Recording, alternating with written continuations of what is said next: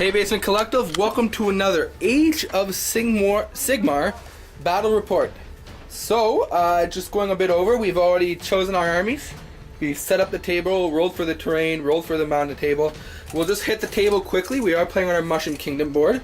So what we did is we did follow the rulebook instructions for we cut the table in 6. 1, 2, 3, 4, 5, 6. Roll 2d6. There's a table right here in the Age of Sigmar book. And you choose what you want to get from there. So that's what we did that way. So we got 9 pieces of terrain total on the table. And then after that, we rolled for each of the terrain pieces. So we got a 6, 3, 2, 5, 4, 1, 2, and a 4. So those all have different effects. We'll mention them in a video if they come into play. If you need to know what the effects are, they're on the first page of the Age of Sigmar right there. So other than that, what we're going to do is we are going to roll a die each. The winner of this will get to choose which way we're setting up the tables, and then the other person will get to choose which table side he wants. And I think he gets to deploy the first unit. I will double check. So I got a 3, you got a 5. So how do you want to split the tables? You have to split the tables in half. So we're doing the long way. So someone's gonna be on this side, one's gonna be on this side. We'll be right back, and I just want to check one rule. Okay, so now we're going to go look at the table here. So I'm going to choose which half I want to deploy on. I just need to see. So one's okay. I can do, that's a sacrificing one. If I sacrifice a unit, I can choose to give the unit +1 to hit on all the hits. I just have to sacrifice D3 mortal wounds of that squad if they're in 3 inches of 1. 2 is add 1 to any casting or denying spell. That's another 2 over there. There's a 3 over here, which is add 1 bravery to all units within 3 inches of this terrain. See, none of this side really interests me because I don't have any casters, so 2, 3, and 2 don't really matter. 3, I'm already bravery 10, so I can't really go. And then 1, I'm not going to really sacrifice a unit to get. That may be good, but we're going to go look over here. Now 4 is deadly.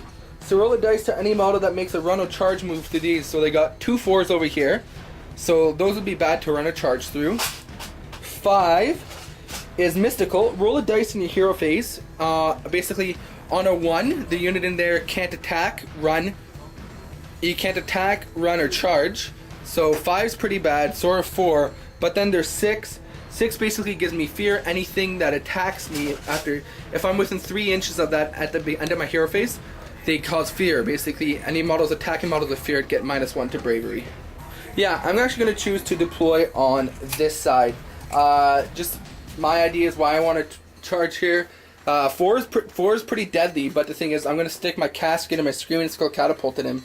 So I'm not going to run a charge with those units. So it's not that scary. I did play a game with Ash personally where he did any model that moves through the forest took a test, but we were reading that correctly. It's only a movement model that runs a charge through these on a 1 die. So it's a lot better than I thought it was. So I'm going to choose this side as well. 5 is also pretty good for me, as well as 6. So these are all pretty good. That side really doesn't do much for me except for 1 unless you want to sacrifice. But all those 3s and 2s not really interesting me. So I am going to choose to deploy on this side.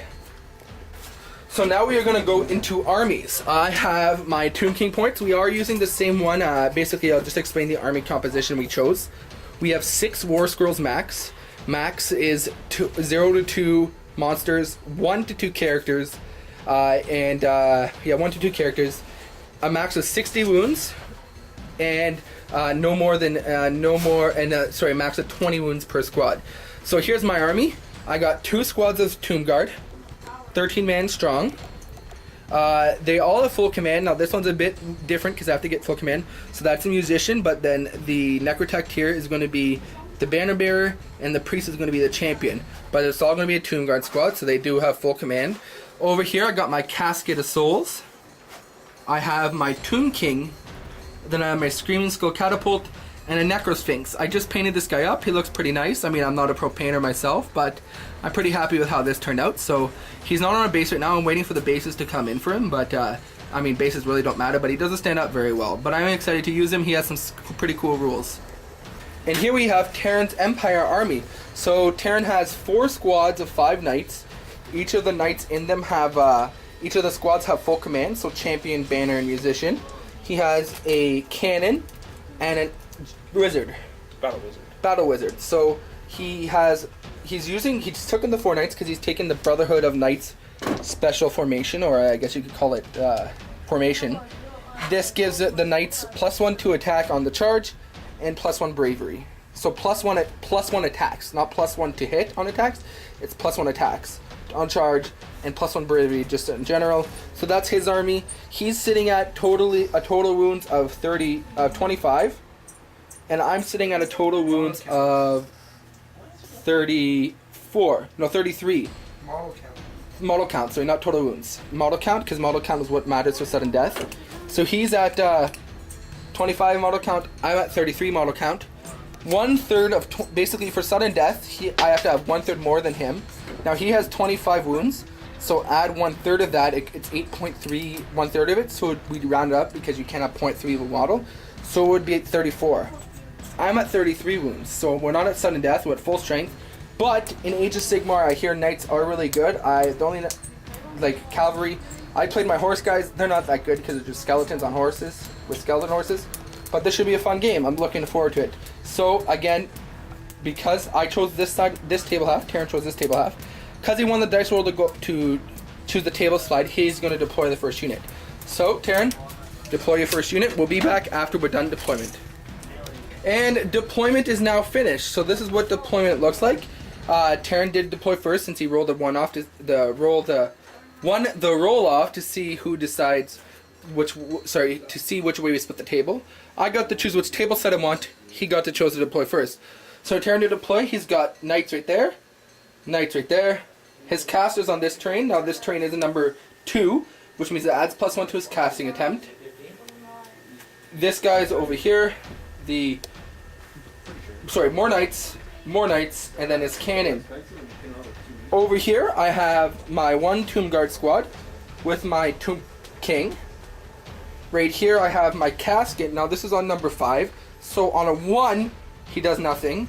But on a 2 to 6, he gets to reroll all his wounds. And again, on these guys, my Tomb Guard squad. On a 1, they do nothing. On a 2 to 6. Over here, I kind of misdeployed this guy by mistake. But this is the one where if I run a charge on a 1, the model gets removed. But my casket's in there because I really don't plan on running. Even though I think I should, but it's okay. And this guy is in there as well, which is a bad idea for me to put him in here because now if I run or charge, I take damage. But that's okay. So other than that, that's my deploy and Terran's deployment. We'll be back after Empire turn 1. Okay, and then Terran's first turn. During the hero phase, his caster casted Wild Form on this squad right here, which gives him an additional attack, +1 to attack. 2 wound. +1 to roll to hit to wound? Yeah. Okay, so it's +1 to wound. So he cast, because he just used a wizard as general, his wizard doesn't have his own command ability. He also gave that same squad that has +1 to wound, Inspiring Presence, so they don't take. Give these guys Inspiring Presence. Oh, sorry, my apology. He gave those guys Inspiring Presence. So other than that, everything just moved up. He didn't move anything. He's just he wants the first turn charge, so he's respecting that. So that's what's happening over here. And his cannon shot at my Screaming Skull catapult. Got 1 hit, but he got a 1 to wound, so he didn't do anything there. So we'll move on to Tomb King's turn 1. End of Tomb King's turn 1. This is what the board state looks like. So what happened during my phase, the hero phase, my Lord cast My Will be done on these guys. So they get +1 to hits, runs, and charges. This squad, and my casket was out of range to cast ability, it's 20 inches. So we went to movement phase. Movement phase, my Tomb King and the Tomb Guard moved up. They didn't run, so that means my Tomb Guard does get shield wall because they didn't run or charge this turn. My Tomb King moved up. These guys ran 5 inches and moved, so they moved 9 inches over here. My casket stayed the same. I did do gutsy roll on my Casket of Souls because this is this deadly force. I did run. Luckily, I didn't get a 1, so the model's still there, and he ran 4 inches, so he moved 6 inches total. But he could not cast his ability because during the hero phase. And then my Necrosphinx uses regular move to fly over here, so he didn't have to take a dangerous terrain test. So that is at the end of my turn. Nothing. Oh, sorry. I went on to shooting phase. My casket shot at his catapult crew, and we did nothing to him. So that's all there was for that. So that's that at the end of my turn. Terran and I are going to roll off to see who gets the initiative. I had a 40 inch. I could charge 40 inches. Oh, you get +2 you charge? Yeah. Sweet. No, you can charge. Oh, okay, sweet. Okay, so we roll off 6. There's a 6. Let me get a white dice so it's easy. Roll a white dice so it's easier to see. And 3, 6. Okay, so you're going to go first. So, end of Empire turn 2. What happened there is he casted Shield Vein or Shield Thorns, whatever it is, or Thorn Vines, Wild Form on one of the squads of knights that charged in over here. It's no longer there? That's no longer there. He did cast Inspiring Presence on this squad. I think he casted it on over here, because that's the only one who's 12 inch. Wait, which did you cast Shield Vines? Inspiring Presence? I couldn't. Oh, it was out of range for Inspiring Presence. Okay, so that's what happened during the hero phase. During the shooting phase, his cannon shot at my casket. My Screaming Skull catapult. My knights did pop off their honor and glory. His knights did pop up in his honor and duty, which gives him rerolls to hits during the duty and honor. Sorry, which gives him rerolls to hits for 1 turn during the combat phase. Any roll to hits. He shot his cannon at my Screaming Skull catapult and blew up the catapult, so the catapult was dead. Other than that, his one squad over here charged into here, and his other squad of knights charged in here. He chose to do this combat first, so his combat came in. He managed to kill 4 of my guys. I got some pretty good saves, and he got some pretty crappy rolls, even with reroll hittings and +1 to wound. So then it was my turn, and I chose to attack with these guys first, and they managed to kill 2.5 of these guys. Oh no, 3 of these guys. They managed to kill 3 of these guys. They did the same. They killed the same amount of guys as those. Yeah. So and then he attacked back with these guys, killed 4 of these guys. So he did 8 Tomb Guard total. Other than that, he did make a mistake and put his Empire Knight within pile of range of my Necrosphinx, and we learned the Necrosphinx was a beast. The Necrosphinx himself managed to kill 5 of the knights. With his 3 attacks, because he attacks with his Scything Claws, his Stone Fist, and I chose the one tail that has 3 attacks. But it did get down to the 1 last wound, so my Tomb Guard didn't get to attack. His 1 attack killed the whole unit pretty much. Yeah, his first attack did pretty good. It was to hit. He had 4 attacks, or 3 attacks, or something like that. To hit 3, to wound 2s, it does D3 damage and -3 to your save. So he did his work and killed that squad, so that's like a night on. So we go into the battle shock phase. So I lost 4.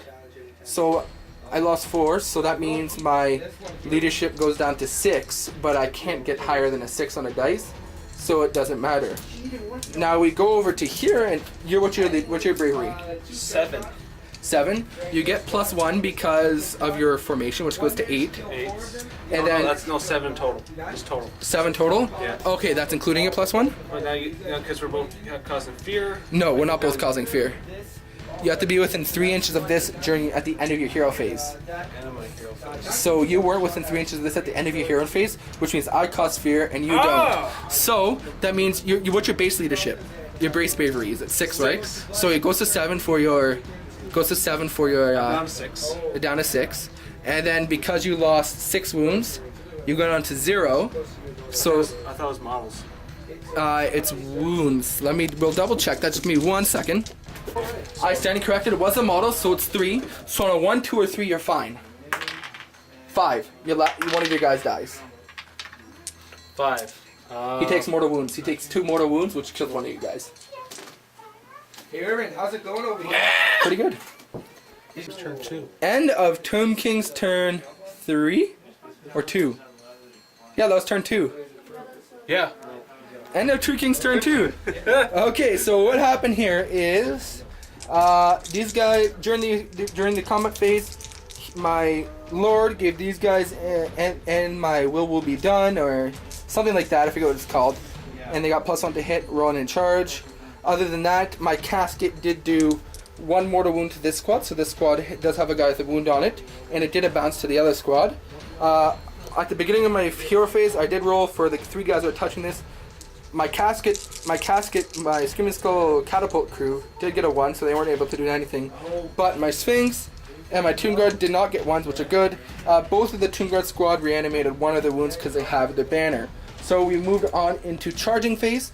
My Tomb King charged the lone guy that was left over here, and my Sphinx charged the one squad that was over there, which is good because I made sure I didn't get a pile in range of those guys. So I chose to do this combat first.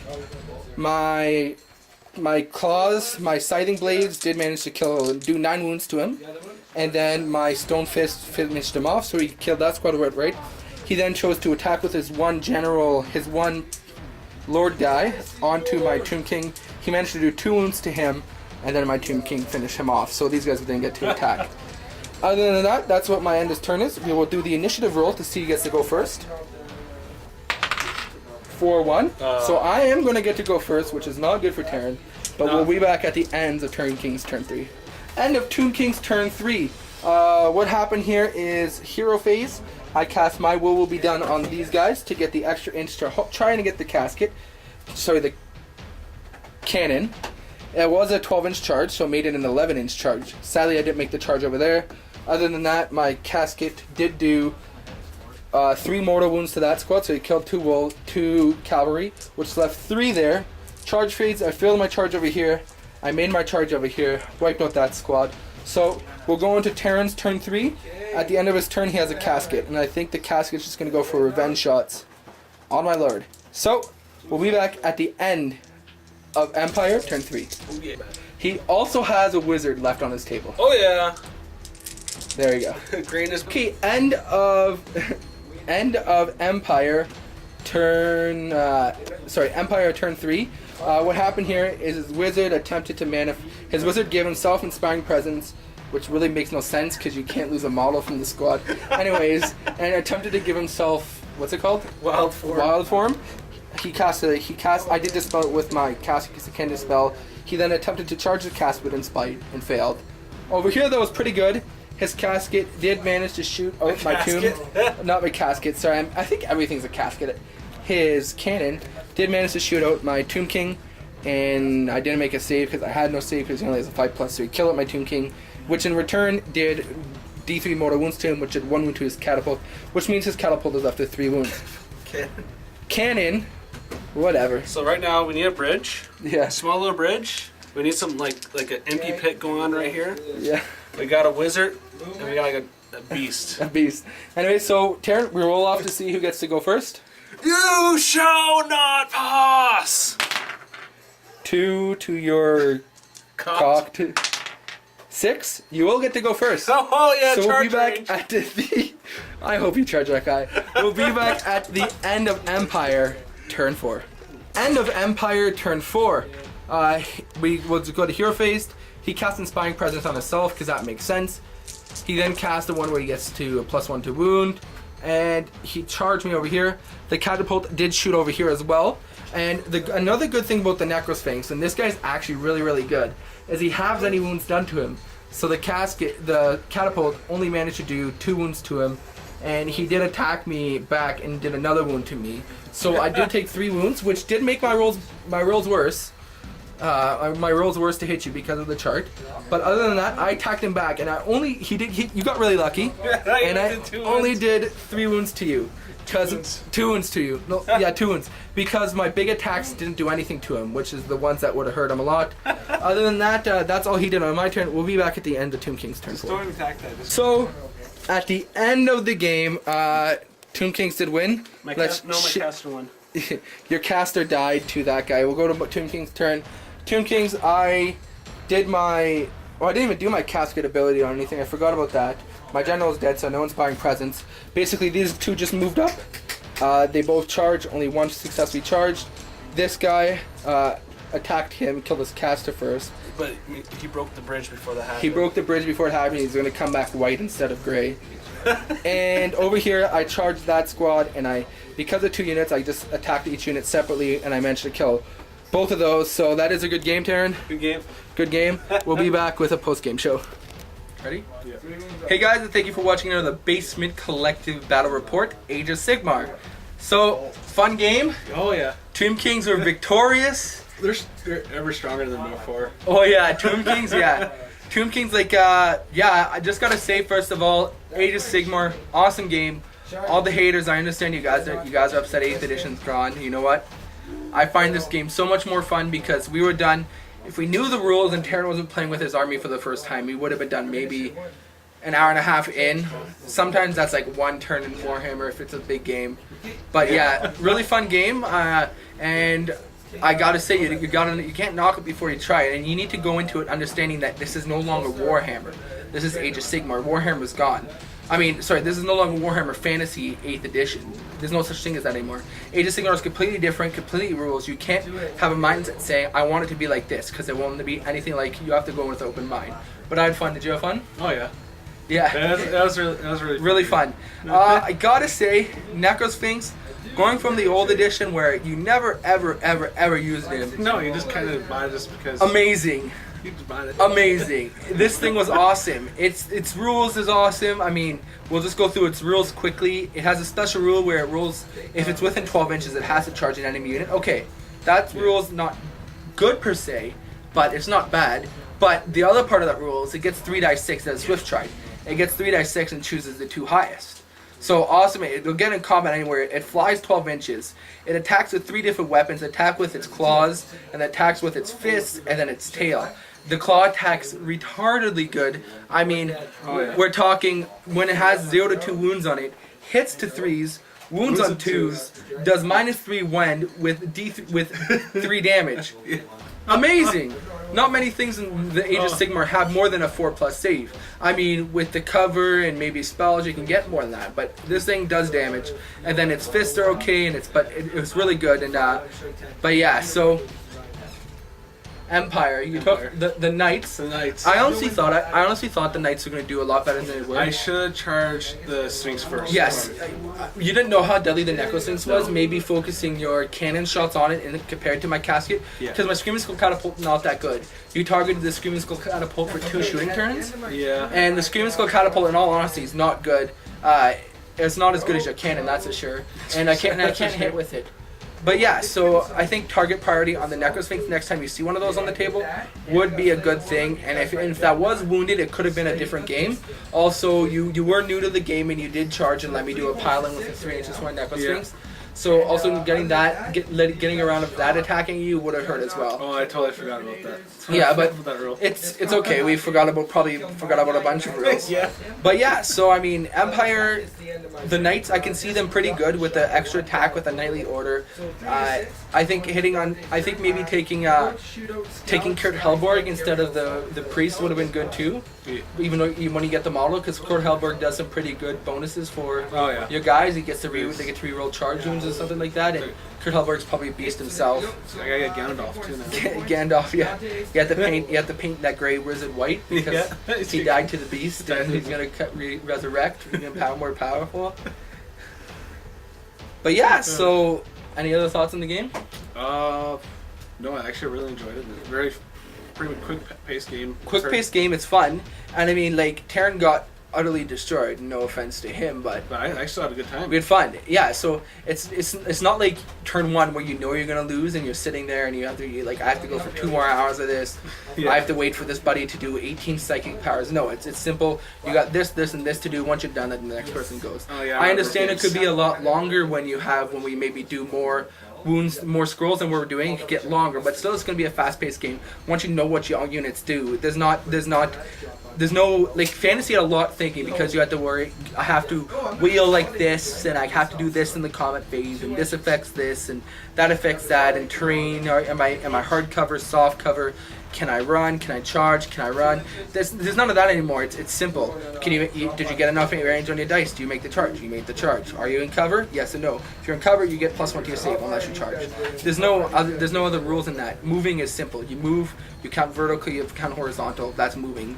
And there's no wheeling, and every model moves individually. So it's a lot easier to learn. It's a lot more fast-paced, and I find it more friendly.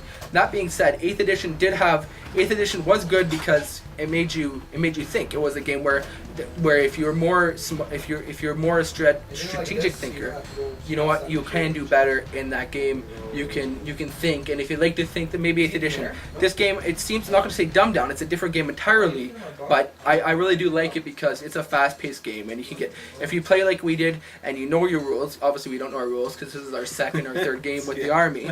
You can get through the games quite quickly, and I understand Tomb Guard are really good and Sphinx are really good. This probably won't be so I can't speak competitive game. So I'm probably not going to take Tomb Guard every turn or a Necro Sphinx every turn, just because I know, you know what, I'll try some skeletons. I understand that taking a skeleton and taking Tomb Guard, they're the exact same. They're technically the exact same point wise. There's no point difference for them, and the Tomb Guard's much superior. But you know what? If you want to have a fun game and you're tired of just taking something else, because obviously if I have the choice and it's competitive, I'm going to take a Tomb Guard over a skeleton any day, because same wounds, same profile, it doesn't affect my list building any differently. Yeah. And Tomb Guard is just really good. But in the end, I mean, it's your game group. If you want to be the guy that always shows up with the most competitive, just say let's make a friendly tournament. I do like I saw one of the posts online. One of the tournament scenes, what they're doing is they're aligned. They went through every single war scroll and they aligned, like, this scroll's 2 points, this scroll's 1 point, this scroll's 1, and they built a list.